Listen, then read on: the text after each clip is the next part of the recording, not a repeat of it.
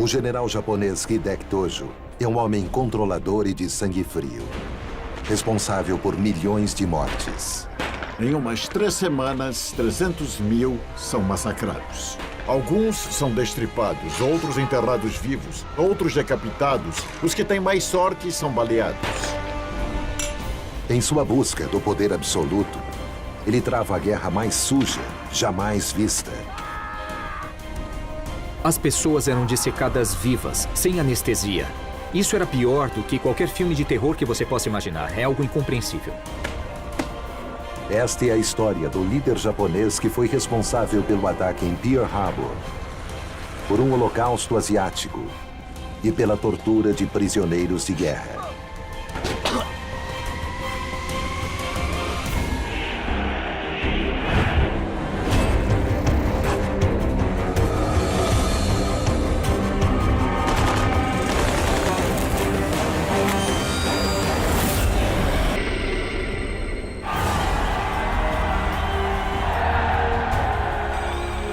Times Square, 14 de agosto de 1945.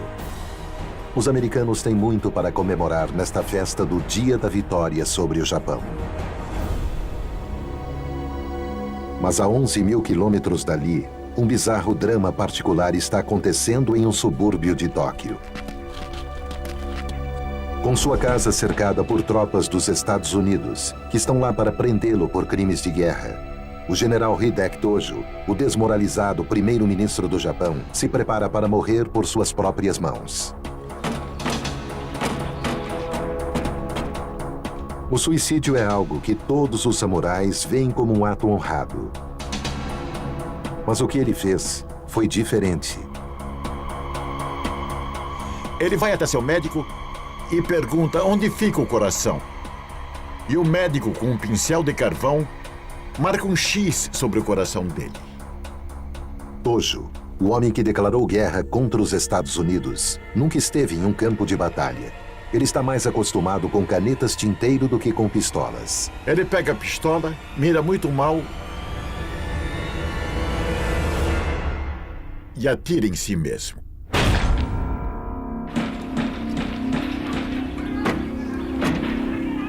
Eles entram quando ouvem o disparo. Ele está caído e sangrando muito.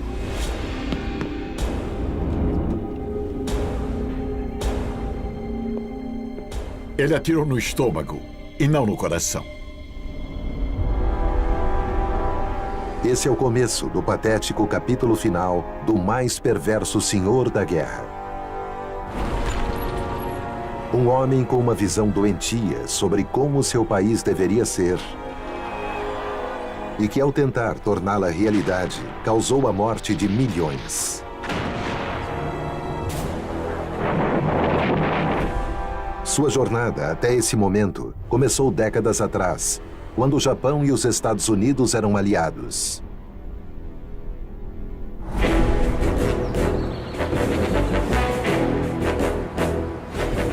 Em 1904. O Japão é uma potência emergente que quer demonstrar sua força. Ele se vê como líder natural da Ásia. Um império esperando para acontecer. Ele tem o povo mais inteligente, os guerreiros mais resistentes e um imperador que é um deus vivo. Um dos novos talentos do exército imperial japonês é um jovem segundo-tenente, Hideki Tojo. Ele é extremamente esforçado e tem um intelecto particularmente afiado. Seus colegas o apelidaram de A Navalha. Ele nasceu em uma família de militares. Só o que ele conheceu na vida foi a disciplina militar. Sua vida privada, sua vida familiar, mesmo tendo se casado e tido filhos, não significava nada para ele. O Japão era sua causa, o Império e o Imperador eram sua causa. Ele avançaria com o Japão. Mas ele precisava ascender no sistema para servi-lo com eficiência. Tojo conquista a reputação de ser um comandante duro e disciplinado que o coloca no caminho para se tornar um general. Como parte de seu treinamento, ele viaja pela Europa e fica impressionado com o que ele vê na Alemanha. Ele sonha com um Japão que possa um dia se tornar uma espécie de Prússia asiática.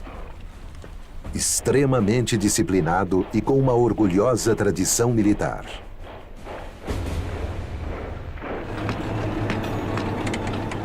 Mas ao invés disso, quando Tojo volta para o Japão, ele vê sua amada pátria se afundar no caos. Um breve flerte com a democracia de estilo ocidental nos anos 20 é atingida contudo pela crise econômica e se segue ao crash da Bolsa de Wall Street. A elite política do país não consegue lidar com o início da Grande Depressão em 1930. O país enfrenta convulsões sociais e os protestos tomam as ruas. Cada vez mais as pessoas passam a olhar para o imperador e para o exército em busca de liderança. Há uma sensação de que o exército precisa fazer alguma coisa para salvar o Japão. Mas é claro, a motivação do exército também é egoísta, porque eles querem se colocar numa posição de poder para promover sua própria pauta, que é a expansão imperial. O exército acredita que a solução está em criar um império. Mas ele está dividido em duas facções, cada uma profundamente oposta à outra.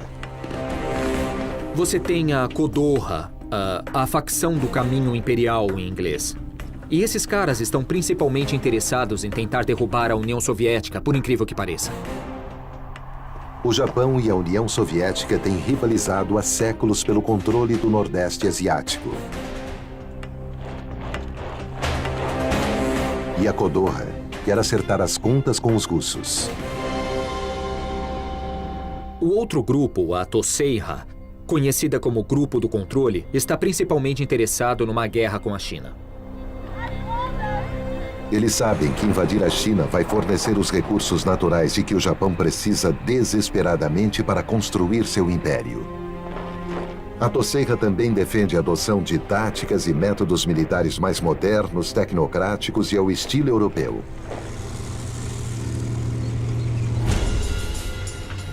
Essas ideias encontram eco em Tojo, que tinha sido inspirado pelo militarismo alemão. E um dos principais líderes da Toseiha, o Major-General Tetsuzan Nagata, se torna o seu mentor e amigo íntimo. Porém, Nagata é profundamente odiado pela facção rival.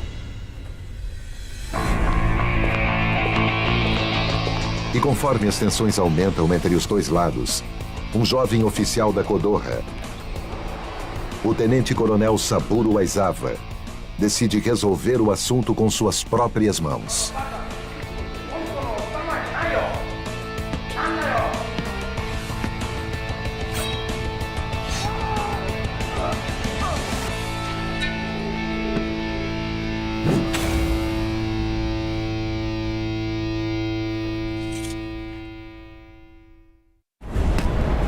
Toda a sociedade japonesa fica horrorizada, e principalmente o imperador. Ter oficiais do exército imperial, a mais respeitada instituição do país, matando uns aos outros é inaceitável. As autoridades precisam de alguém brutalmente eficiente para restaurar a ordem e a disciplina.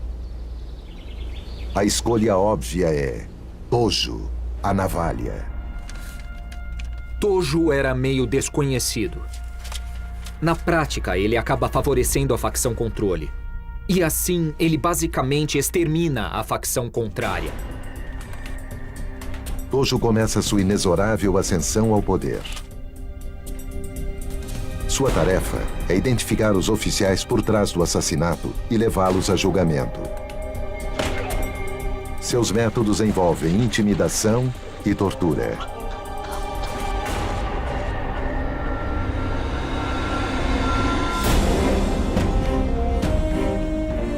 O imperador Hirohito fica muito satisfeito, e Tojo é promovido a major-general. Agora ele está bem encaminhado para se tornar alguém muito poderoso no jogo do poder, e ele tem os olhos e os ouvidos do imperador sobre ele, o que é muito importante. Junto com a sua promoção, Tojo é recompensado com o comando da Polícia Militar do Japão, a Kenpeitai, que já é conhecida por sua brutalidade. Kenpeitai quer dizer soldados da lei.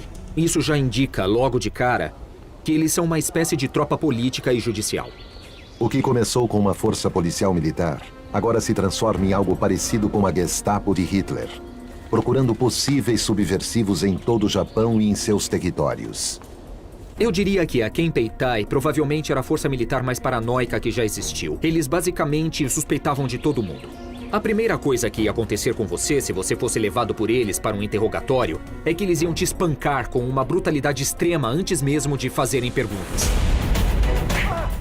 Sob Tojo, a Kempeitai se torna uma das mais sádicas forças policiais paramilitares de toda a história, com uma brutalidade comparável à de qualquer força nazista. Eles são mestres em todos os tipos mais horríveis de tortura e eram muito temidos pela população comum japonesa. Uma organização profundamente amoral, comandada por pessoas extremamente duvidosas, que são leais apenas às autoridades militares centrais. Tojo usa Kempeitai para atacar a todos os que poderiam se opor às suas ambições imperiais para o Japão.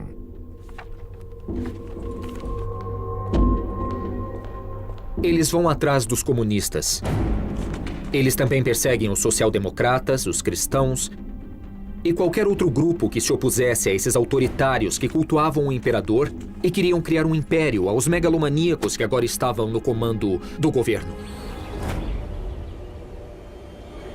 Então, se você falasse alguma coisa errada, você podia ser preso por eles, só por fazer declarações contra a guerra ou por declarações pacifistas. A polícia política de Tojo força todas as mentes do país a aceitarem a vontade de seu mestre. E em pouco tempo, os civis começam a policiar uns aos outros e a repassar até as menores informações para Tojo. O Japão era uma sociedade de vigilância. As pessoas delatavam umas às outras. Dossiês são feitos. Uma das habilidades de Tojo como administrador é criar um dossiê de todos que são suspeitos no sistema, seja no exército ou politicamente. E é claro, se você tem informação, você tem poder. E Tojo usa isso para avançar na carreira. Em 1937, a base de apoio de Tojo está crescendo. Relembrando sua experiência na Europa, ele se inspira em Hitler e no Partido Nazista.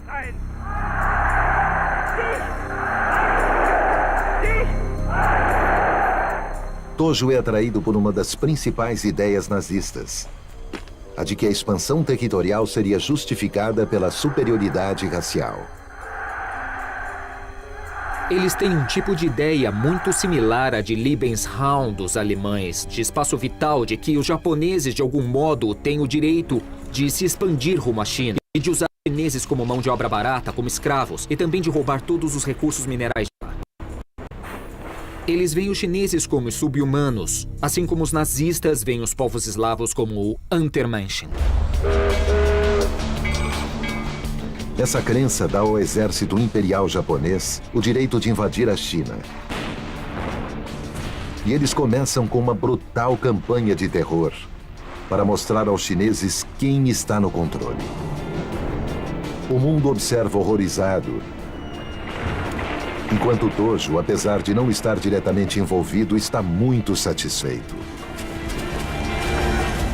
Para ele, isso é uma prova do grande poderio do exército japonês e uma confirmação de sua superioridade racial.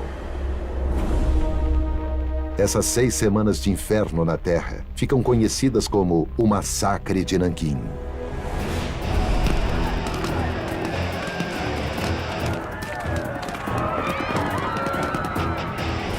No intervalo de 3 semanas, 300 mil chineses são massacrados. Foram mortos de uma maneira brutal.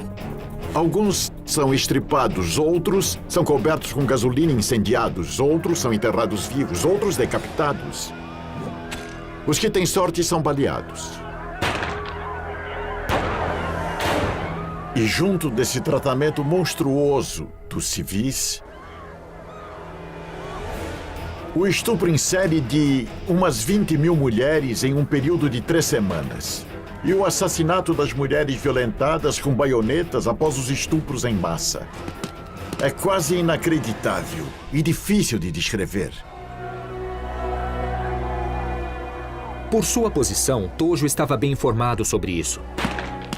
Nós sabemos que o processo inicial dos massacres durou por várias semanas. Então isso não é só um caso dos vencedores chegando e saindo do controle por alguns dias. Isso foi um massacre planejado. Para Tojo, Nanquim é um exemplo do que o Japão deveria fazer, e quanto mais, melhor. Como parte de seus planos para impressionar o imperador, ele começa a pressionar para que o Japão coloque não apenas a China, mas toda a Ásia sob seu domínio. Seu plano funciona. O imperador fica impressionado e o promove a ministro do exército. Agora ele é o representante do exército no gabinete ministerial e o soldado com mais influência política em todo o país.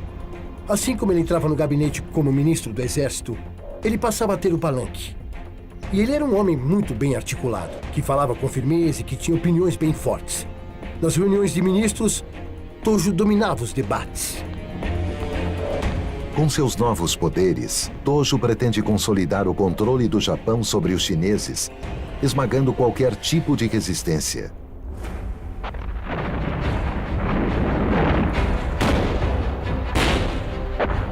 Os ataques de guerrilha dos chineses estão sendo bem-sucedidos em parar o exército imperial japonês.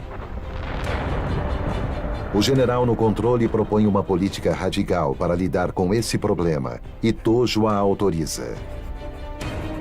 O Partido Comunista Chinês está lutando uma guerra de guerrilhas, na qual eles contam com o apoio da população local para obterem mão de obra, para conseguirem comida e para conseguirem abrigo. A reação das autoridades japonesas é tentar derrotar essa força guerrilheira atacando aqueles que apoiam as guerrilhas, aterrorizando os camponeses. Tojo chama a nova orientação de Os Três Tudos, que significa queimar tudo, pilhar tudo, matar tudo. A política dos Três Tudos envolve queimar a propriedade dos que forem suspeitos de apoiar as forças chinesas, confiscar a sua comida e também matar a eles e suas famílias. Então é uma política de terror e ela vai matar uma quantidade enorme de pessoas. A política dos Três Tudos supostamente matou cerca de 3 milhões de pessoas, mas se for pesquisar o número total de mortes causadas pelo Japão na China durante a Segunda Guerra, esse número pode facilmente chegar a 20 e 30 milhões. É impossível saber com exatidão. Para Tojo, a China é apenas o começo. Ele prometeu dar um poderoso império ao Japão. E ele planeja cumprir essa promessa. Ele afirma que a escassez de recursos naturais do Japão, em breve, irá paralisar a economia do país. Para triunfar, o Japão deve adotar planos de expansão imperial em larga escala, como os nazistas fizeram na Europa. Os japoneses achavam que não conseguiriam alimentar sua população dentro de uma geração. E os suprimentos de borracha e petróleo eram muito cruciais e eles não iam conseguir obtê-los se não os tomassem de partes da Ásia. E se não fossem oferecidos de boa vontade, teriam que ser tomados. Tojo vê nos territórios coloniais europeus do Sudeste Asiático os melhores fornecedores de petróleo e borracha. Graças às surpreendentes vitórias de Hitler na Europa, esses territórios agora estão extremamente vulneráveis. A França foi derrotada. Os ingleses pareciam estar prestes a ser derrotados. E os holandeses também estão enfraquecidos e dependendo dos ingleses. Esses são os países que controlam o Sudeste Asiático. O Sudeste Asiático possuía todas as matérias-primas que o Japão precisava. Então, em essência, tudo o que eles precisavam fazer era esticar as mãos e pegá-los. Só sobrou um grande obstáculo no caminho de Tojo.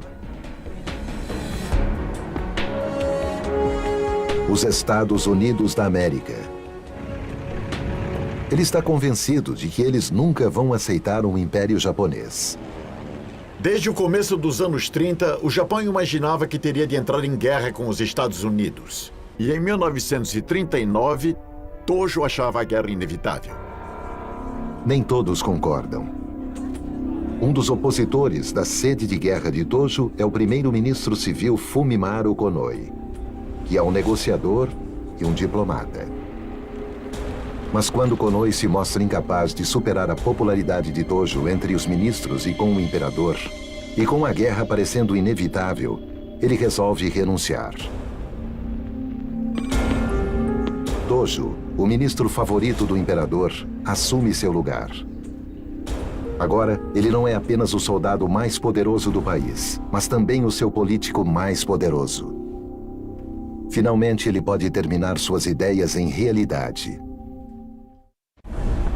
Ao longo de 1941, o primeiro-ministro Tojo continua fingindo buscar uma solução pacífica com os Estados Unidos. Mas é tudo uma farsa.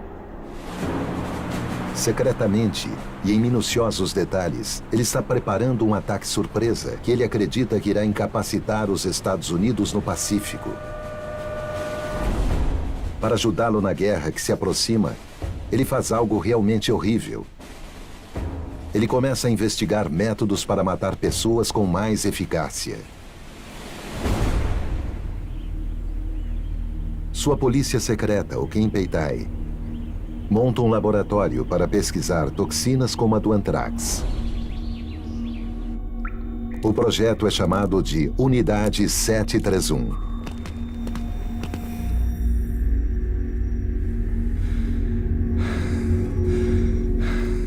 A Unidade 731 é uma instituição japonesa de armas químicas e biológicas. Seu objetivo principal é realizar experiências com humanos, então ela usa muitos prisioneiros chineses, alguns prisioneiros de guerra aliados e depois russos também. A Unidade 731 causa a morte dolorosa de cerca de 12 mil pessoas inocentes em experimentos difíceis de entender. Eles mantinham milhares de pessoas presas, homens, mulheres e crianças.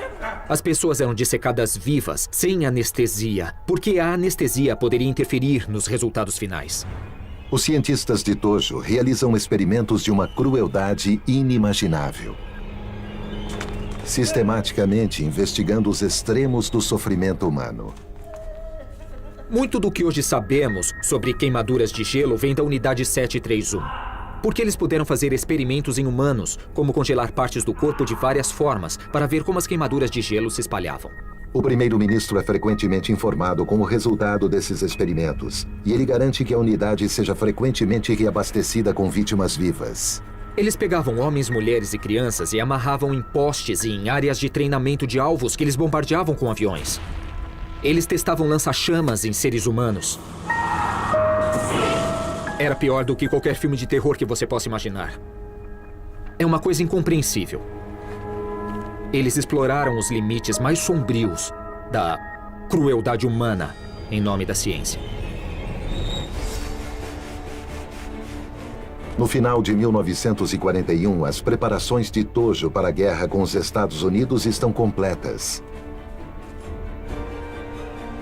Chegou a hora de encerrar as falsas negociações.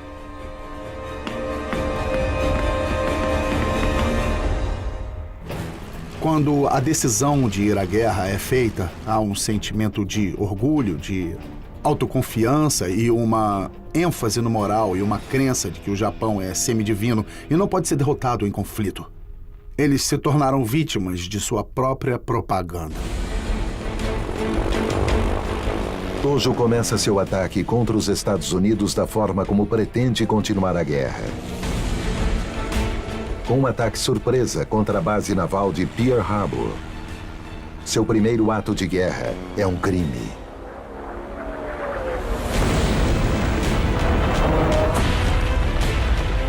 A justificativa japonesa, segundo eles, para Pearl Harbor foi: nós não precisamos declarar guerra porque a própria guerra já é uma declaração. Bom, isso quebra todas as regras, mas tem uma lógica brutal e perversa.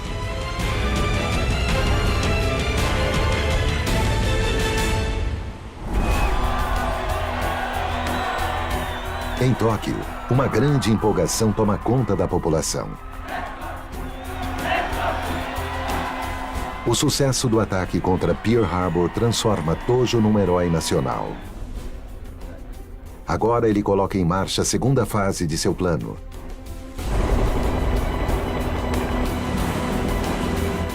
O exército japonês invade a Península Malaia, controlada pelos britânicos.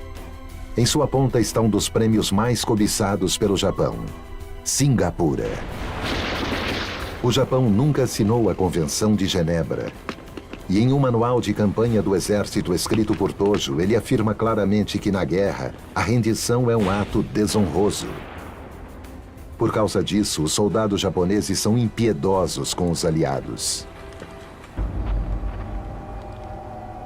Um exemplo é o incidente do Hospital Alexandra, quando os feridos britânicos e a equipe médica tentam se render.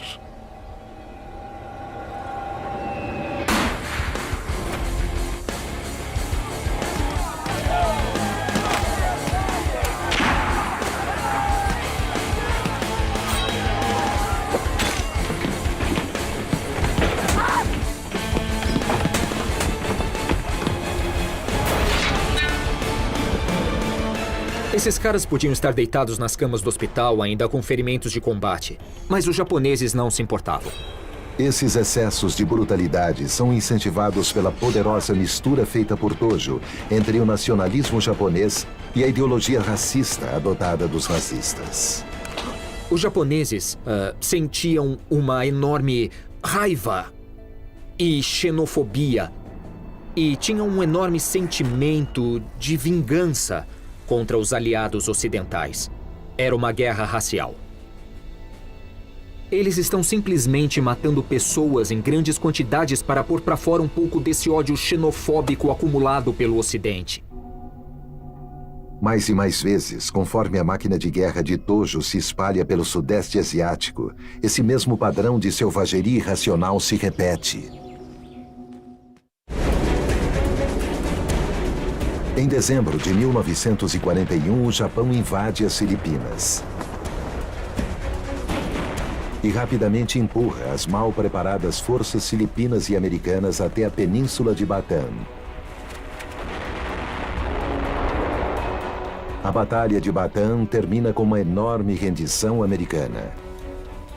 Os capturados pelos japoneses são forçados a marchar para campos de prisioneiros. A ideia é marchar com eles até um terminal ferroviário numa certa cidade e depois colocá-los em trens de transporte de gado para levá-los até uma série de campos de prisioneiros. Mas os japoneses fazem disso uma marcha da morte. O exército japonês vê seus novos prisioneiros com desprezo. E os maus tratos contra prisioneiros se tornam cotidianos. Nenhum soldado é honrado se ele se render. Isso é ligado a essa noção de honra dos samurais. E um soldado honrado prefere morrer a se render. Quando eles faziam prisioneiros, a violência contra os prisioneiros era feita deliberadamente. O que se segue é uma marcha forçada de 100 quilômetros de 80 mil prisioneiros de guerra, do campo de batalha até os campos de prisioneiros, na qual milhares de homens vão ser mortos deliberadamente. Ela vai ficar conhecida como a Marcha da Morte de Bataan. Eles trabalhavam até morrer. Não recebiam tratamentos médicos, e isso era uma política consciente, não apenas um incidente de guerra, algo acidental. Esse é o argumento mais forte contra Tojo e o regime militar do Japão. O fato de que ativamente encorajavam a brutalidade como política. O tratamento das tropas americanas e filipinas pelos japoneses após a Batalha de Bataan entra para a história como um dos atos mais horrendos de Tojo.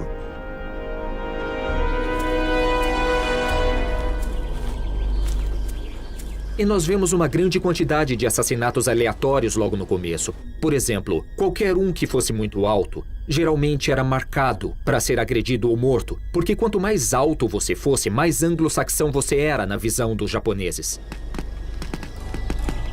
Eles não davam água de propósito para os prisioneiros, e a única água que eles podiam tomar era de bebedouros de búfalos sujos que estavam repletos de doenças. Toda vez que eles saíam da fila, eles eram espancados ou mortos a tiros ou com baionetas.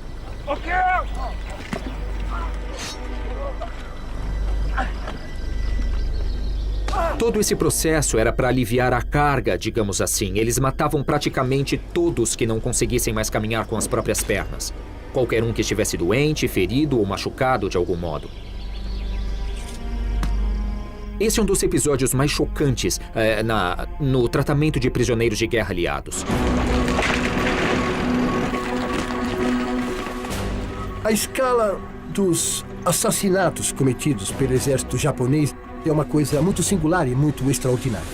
Literalmente, em cada um dos lugares que eles ocuparam, houve cenas chocantes de brutalidade. E não só contra os soldados, que talvez pudéssemos entender, mas contra freiras, padres, nativos locais, que não tinham feito nada contra eles. Decapitavam, humilhavam, torturavam de maneiras muito chocantes.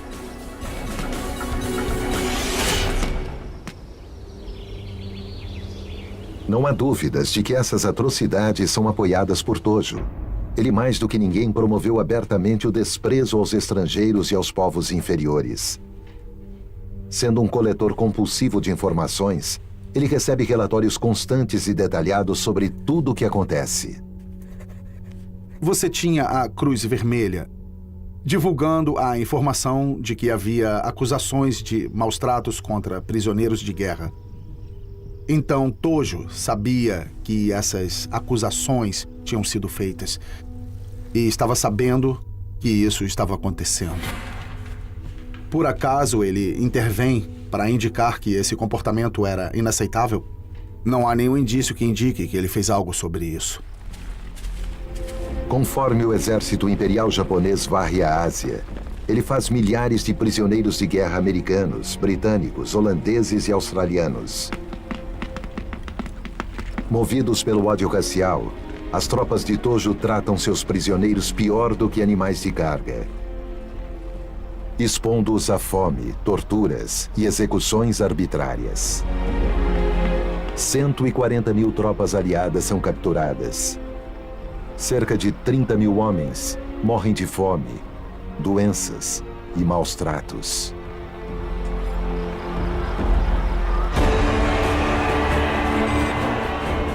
Agora, no auge de sua popularidade, Tojo aguarda uma rendição americana a qualquer momento. E ele se aproveita disso para conquistar ainda mais poder político. Com os postos de primeiro-ministro e de ministro do Exército, agora ele vai assumir pessoalmente todos os outros postos importantes do governo. Ele se torna o secretário do Interior, o ministro da Defesa, da Guerra e das Munições. Ele tem o máximo de poder que um indivíduo poderia ter abaixo do imperador. A guerra se tornou o projeto pessoal de Tojo. E ela parece estar indo perfeitamente. Mas essa ilusão está prestes a ser destruída.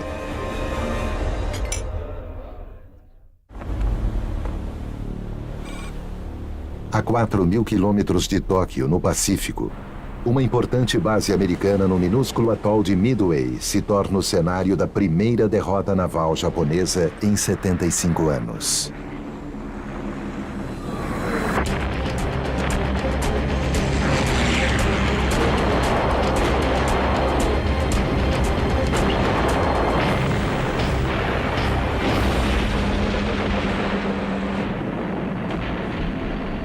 A Batalha de Midway acaba com o domínio naval japonês no Pacífico. Para Tojo, o homem cujo poder depende da promessa de dar a vitória a seu imperador, isso é um desastre pessoal e político. Sua carreira, seu futuro e suas crenças dependem do sucesso na guerra. Não há espaço de manobra. Ele não tem como justificar uma derrota e esse é o grande dilema de Tojo. Tojo está entrando em águas turbulentas. Então ele se volta para o princípio guia do exército japonês. O espírito samurai, que prefere o suicídio à derrota. Em nome do imperador, ele manda a população civil japonesa lutar até a morte. Todos têm que estar prontos para morrer, até as crianças. Ele ainda acredita na vitória final. Mas ele vai mudando o discurso, diz que ela pode demorar mais, que pode exigir um esforço maior da população. E é por isso que o argumento de que eles precisam militarizar a sociedade inteira se torna tão poderoso. Com rifles de madeira, as crianças treinam na escola ouvindo a frase: mesmo sendo crianças, vocês são soldados do Império. Armar as crianças não resolve o problema de Tojo. As forças americanas no Pacífico estão se aproximando do Japão continental a uma velocidade preocupante. Novamente, Tojo vai procurar por inspiração na Alemanha de Hitler. Ele não vai apenas comandar politicamente o Japão. Ele vai assumir o controle pessoal do exército, mesmo tendo pouquíssima experiência de combate. Em fevereiro de 1944, ele consegue se livrar do general Suyamo, que era o comandante do exército, e também assume esse posto de comandante do exército. Isso é uma concentração de poderes impressionante. E ela demonstra bem o que eu chamaria de tendências totalitárias de Tojo, que lembram muito a de Stalin, ou mesmo de Putin, por exemplo.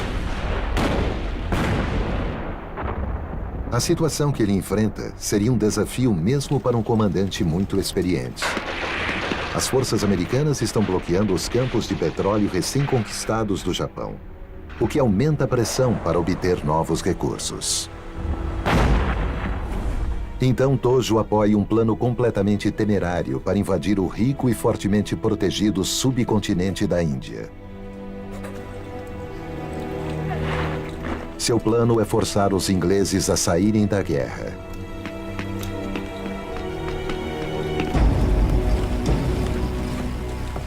A ignorância de Tojo sobre como conduzir uma guerra fica clara desde o começo. O exército simplesmente não tem suprimentos nem bases de apoio bastante para a invasão. O sistema logístico deles, basicamente, se resume a marchar com 30 mil bois com eles, que vão ser consumidos rapidamente. Eles esperavam capturar os estoques de suprimentos aliados, o que não aconteceu. E, é claro, rapidamente a ofensiva deles perdeu o ímpeto. Em uma série de batalhas brutais na fronteira da Índia, em Johima e Imphal, as mal alimentadas e exaustas tropas de Tojo são derrotadas. Para salvar sua carreira, ao invés de deixá-las recuar, ele exige que elas lutem até o final. Tudo acaba com os japoneses gastando suas forças armadas em ataques basicamente inúteis, como ataques frontais, que eram repelidos com muitas baixas. E no outro dia eles faziam exatamente o mesmo ataque, no mesmo lugar e no mesmo horário. E de novo, de novo e de novo. E isso também mostra como eles se importavam pouco com as vidas de seus homens. O soldado japonês comum é só uma ferramenta do imperador. Ele é uma coisa que pode ser descartada se for necessária, em nome desses ideais.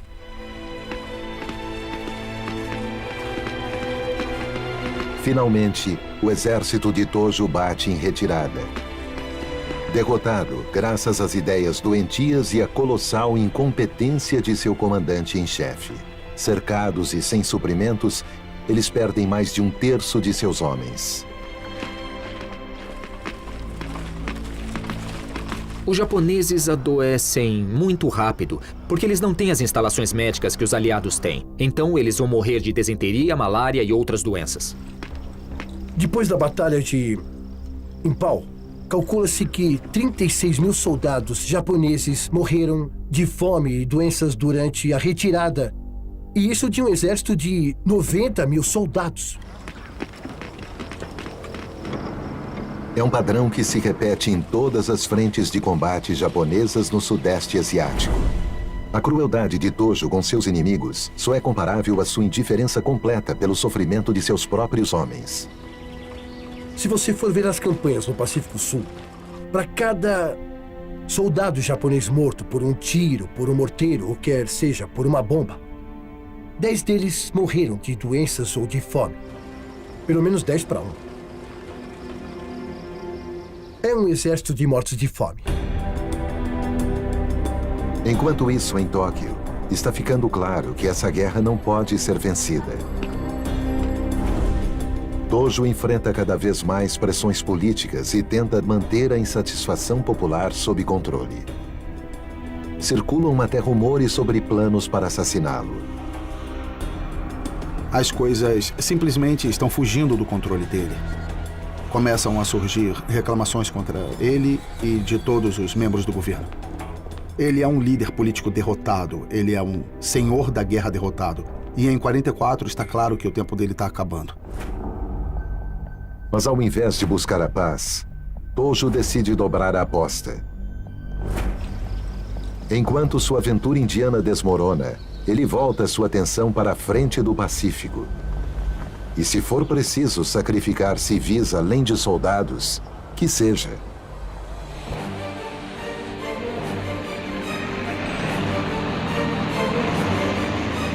Em junho de 1944, a frota dos Estados Unidos ataca a ilha de Saipan. Ela é a porta de entrada para o arquipélago japonês. E essa é uma batalha que Tojo simplesmente não pode se dar ao luxo de perder.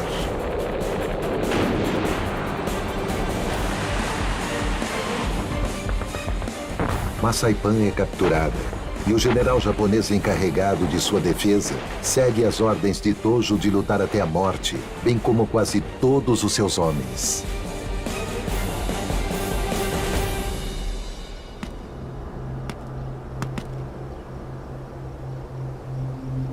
De uma força de 31 mil soldados japoneses, 24 mil morrem em combate e 5 mil cometem suicídio. Só alguns homens são capturados. Em Tóquio, a queda de Saipan é mantida em segredo do povo japonês. Mas no alto comando, ela causa pânico. Eu acho que ninguém esperava que Saipan caísse tão rápido. Isso foi uma grande vergonha para o país. O imperador chega a oferecer sua abdicação e agora todos falam sobre negociar um acordo com os Estados Unidos. Mas Tojo não está disposto a aceitar isso. Algo muito pior está por acontecer em Saipan. E o horror que se aproxima será quase que todo obra dele.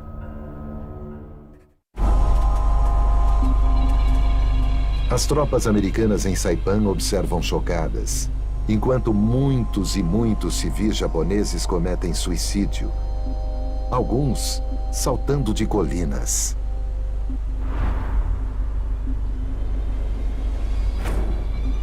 Tanto os homens quanto as mulheres preferiam se matar ao invés de se tornarem prisioneiros. As tropas americanas acharam isso impressionante. Ofereceram uma trégua a eles e a transmitiram por dias pelos megafones. Vocês podem se render. Mas milhares em Saipan preferiam pular para a morte ao invés de se render. Para as tropas americanas, o suicídio em massa de civis japoneses é incompreensível. Desconfia-se que Tojo tenha convencido o imperador a ordenar os suicídios. Seu perverso temor é de que, caso eles se rendam, eles sejam bem tratados. A única coisa que pode ser pior do que a queda de Saipan é o povo japonês descobrir que os Estados Unidos não são cruéis. Havia muito medo de que os americanos tratassem bem os cidadãos japoneses e que isso pudesse desencadear algum tipo de movimento revolucionário no próprio Japão.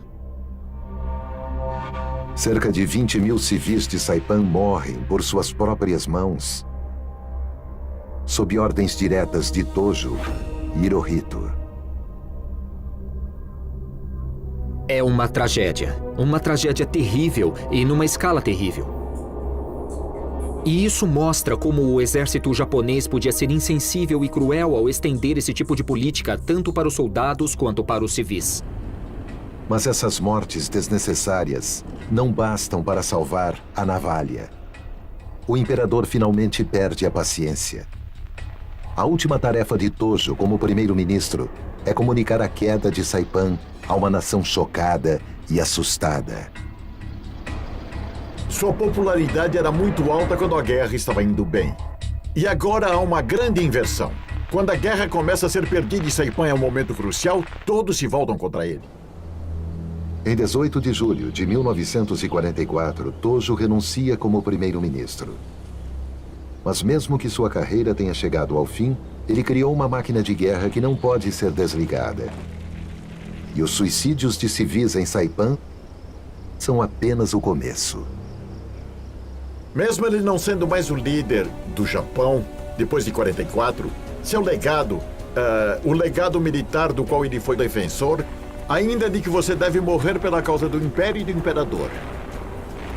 O que ele deixou depois de 4 anos como líder é essa noção que se tornou parte da cultura japonesa de que morrer como um samurai é a única saída. O legado de Tojo vai levar a inúteis cargas Banzai, aos pilotos kamikaze,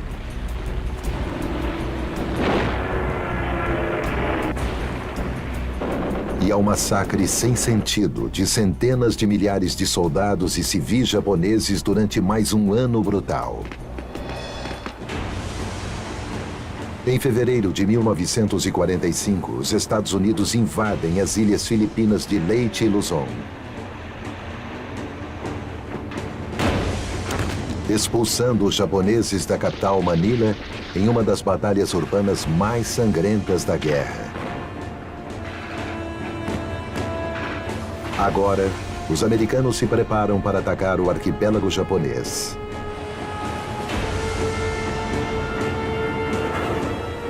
Começando pelo desembarque de tropas em Iwo Jima.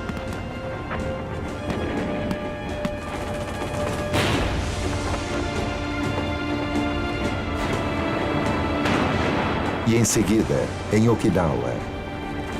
Os combates são brutais. E as forças japonesas, com menos tropas e menor poder de fogo, se agarram desesperadamente à ideia que Tojo tinha defendido com tanto fervor: lutar até a morte.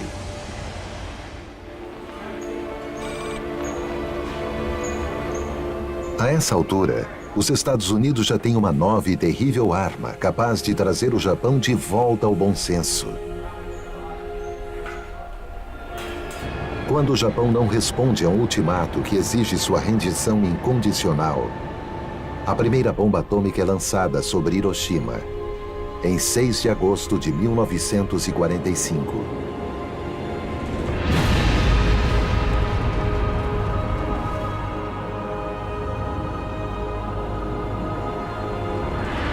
Matando mais de 66 mil pessoas.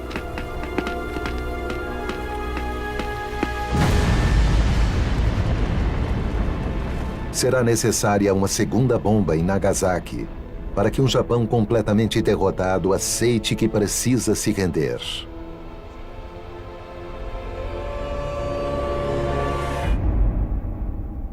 No final, as 2 bombas atômicas vão matar muito mais de 100 mil pessoas. É 1946. Tojo sobrevive à sua tentativa fracassada de suicídio e é levado a julgamento. Ele é condenado por 7 crimes de guerra. No julgamento, Tojo não se desculpa pela guerra. Ele diz que foi uma guerra honrada, que foi travada pela sobrevivência do Japão como nação. E que apesar de algumas coisas terem acontecido na guerra, das quais ele se arrepende, mas ele não diz quais, ele não se arrepende da guerra, de Pearl Harbor, e acredita ter agido com honra. Até o final, Tojo não vai admitir sua culpa. Ele é enforcado em 23 de dezembro de 1948. Ele morre desprezado pela nação que fez sofrer e pelo imperador que dizia servir. Hoje, ele foi quase completamente esquecido, uma parte relevante da história do Japão.